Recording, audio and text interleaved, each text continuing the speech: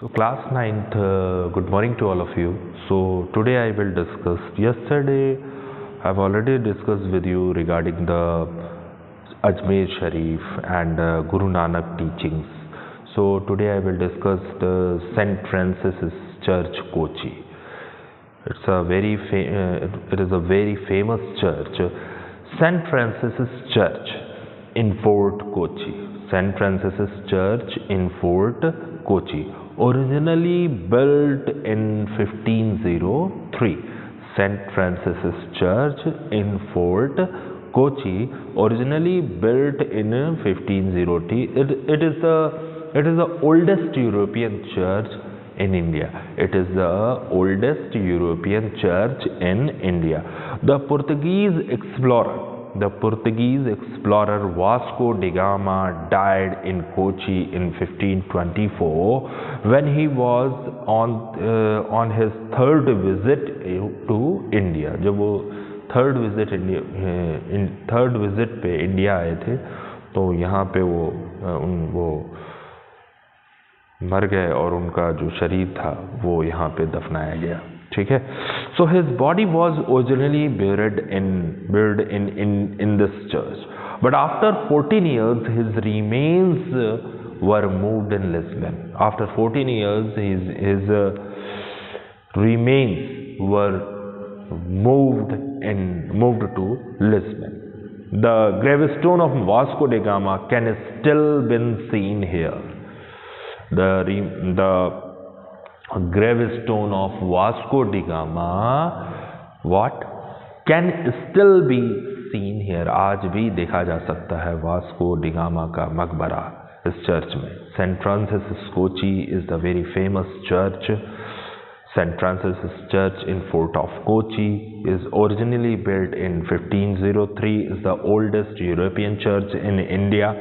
The Portuguese explorer Vasco da Gama died in Kochi in 1524. When he was visited in a third visit in India, his body was originally.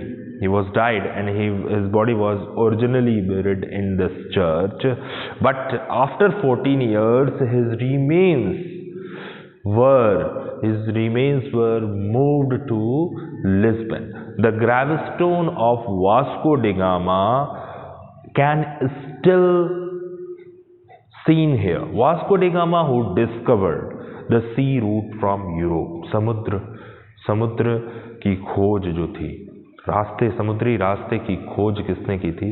Who has discovered the sea route from Europe to India?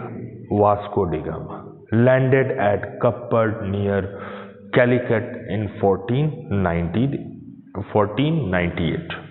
He was followed by Pedro Alvarez Cabral and Alfonso de Albuquerque. So उसके बाद कौन आए? He was followed by Pedro Alvarez Cabral and Alfonso and Alfonso de Albuquerque. So they built a fort at Kochi. With permission from Raja of Kochi. It's a very famous word given here. They built a fort at Kochi with the permission from the Raja of Kochi. Within the fort they built a church with a wooden structure. Within the fort they built a church with a wooden structure. The neighborhood is now known as Fort Kochi, जो आज किसके नाम से जाना जाता है? Fort Kochi के नाम से जाना जाता है. In 1506, Francisco de Almeida, the Portuguese viceroy, was followed by the Raja of Kochi to reconstruct wooden buildings in stone and masonry. The wooden church was rebuilt presumably by the Francisco friars who belonged to the order of St. Francis. of Assisi. The Franciscans retained control over the church till the Dutch captured Kochi in 1663. In 1795, the British captured Kochi from the Dutch and allowed the latter to retain the church in 1804. The Dutch voluntarily handed over the church to the Anglican sect. किसको सौंप दिया? एंगलियन सेप्ट को सौंप दिया. It is believed that the Anglicans changed the name of the church St. Francis Church. माना गया कि it is believed that the Anglicans changed the name. किसने चेंज किया? Anglicans changed the name of the church to St. Francis Church. See the St. Francis Assisi. Francis Assisi was an Italian Roman Catholic priest and preacher.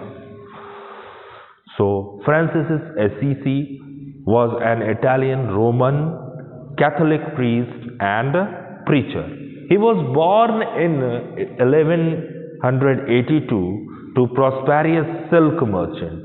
इनका जो जन्म हुआ था वो silk merchant परिवार में हुआ था. ठीक है. So he lived the life typical of a wealthy young man.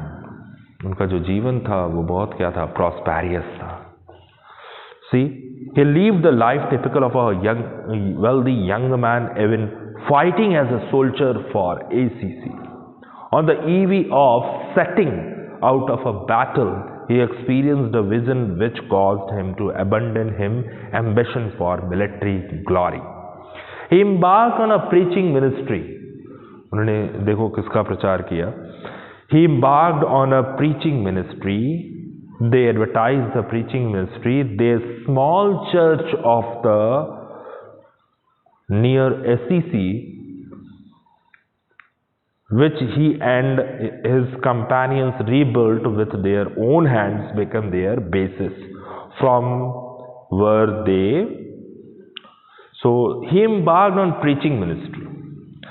The small church of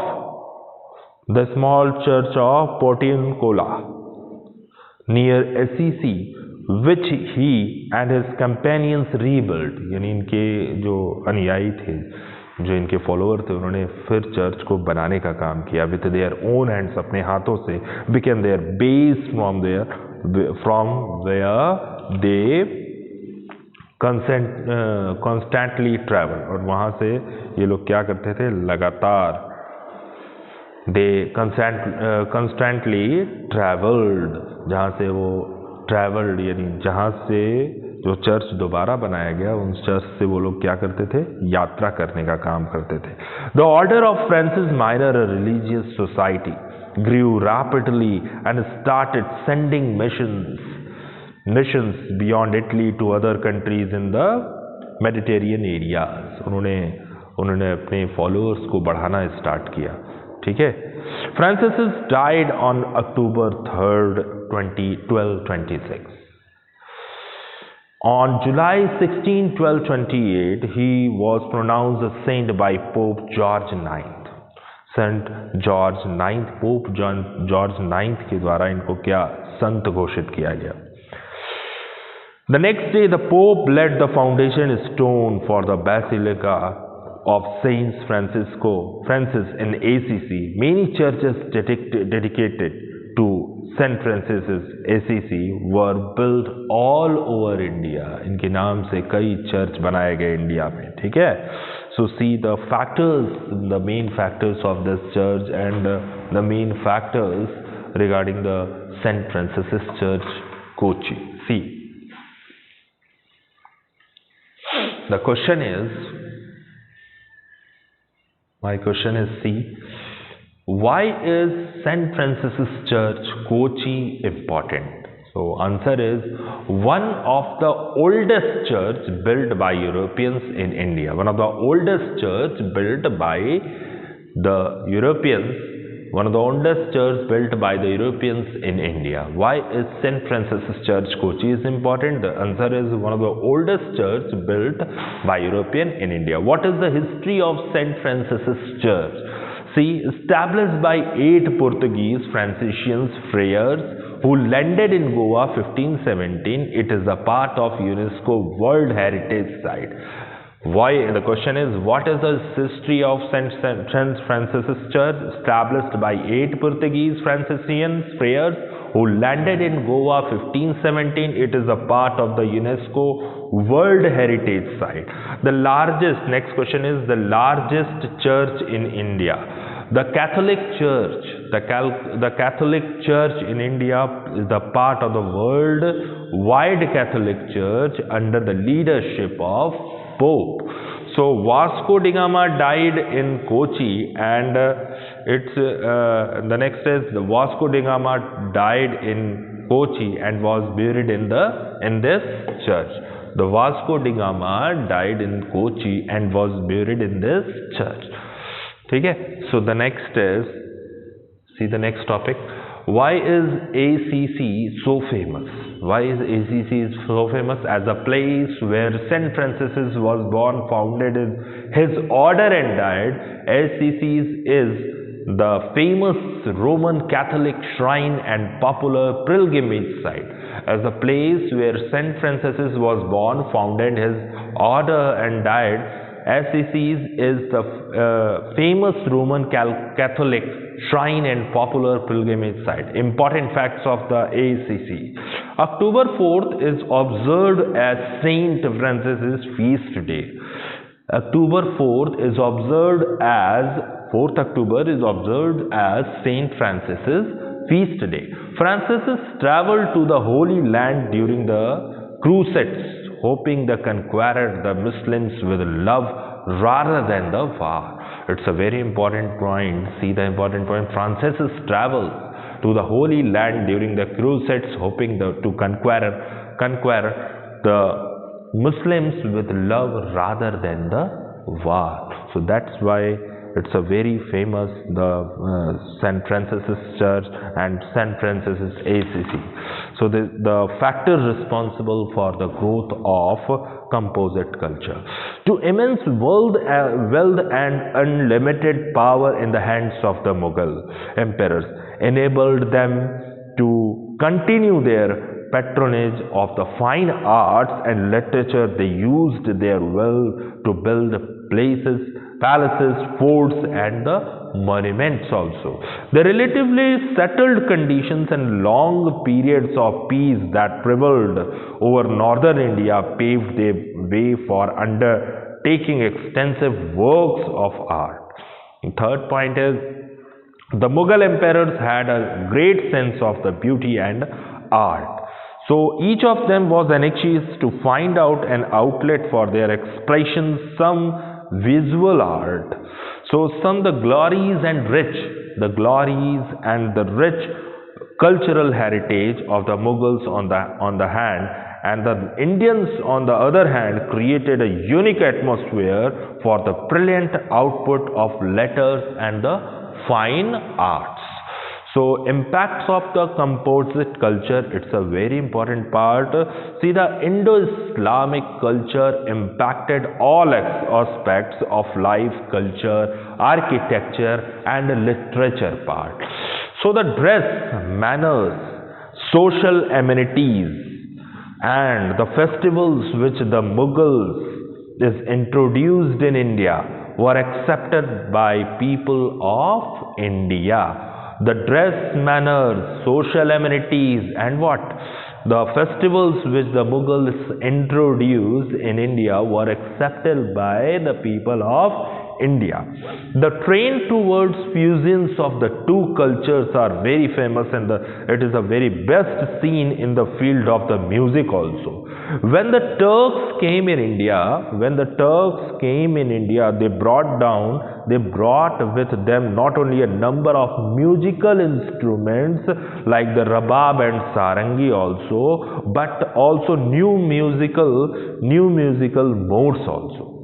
It's a very important point given. The trend towards fusion. The trend towards fusions of the two cultures is best seen in the fields of music. When the Turks came in India, they brought with them not only the number of new musical instruments, like the rabab and sarangi, but also new musical modes also, like Amir Khusro, who was given the title of Nayak. The Amir Khusro who was given the title of Nayak, यानी आमिर खुसरो को नायक की उपाधि दी गई. See the next one. Introduced many Persian in Arabic ragas also. During the reign of Akbar, there was a fusion of Persian and the Indian style of painting. Painting was organized as one of the imperial establishment, and the number of painters from the different parts of the country. Illustrated Persian books of fables as well as the text of Mahabharat and Akbarnama. In these paintings, Indian themes and scenes were used along with Indian colors like peacock blue and the Indian red. The most important work produced during the Mughals period is an unusual manuscript like Dastan-e Amir Hamza or Hamza Nama. You underlined it first. The Dastan-e Amir Hamza or Hamza Nama, which has nearly 1200 paintings. इनमें Hamza Nama जो है, इनमें कितनी paintings? How many paintings are there? The total number of the paintings it is 1200. In the field of architecture, the Indian and Islamic systems of art were mingled to give rise to new type of Indo-Islamic architecture. यानी सभी लोगों ने मिलकर एक साथ काम किया और एक नई प्रथा स्टार्ट हुई.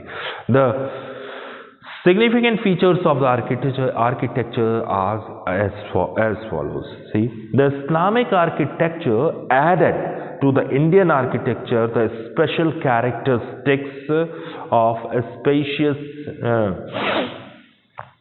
massive majesty and the width.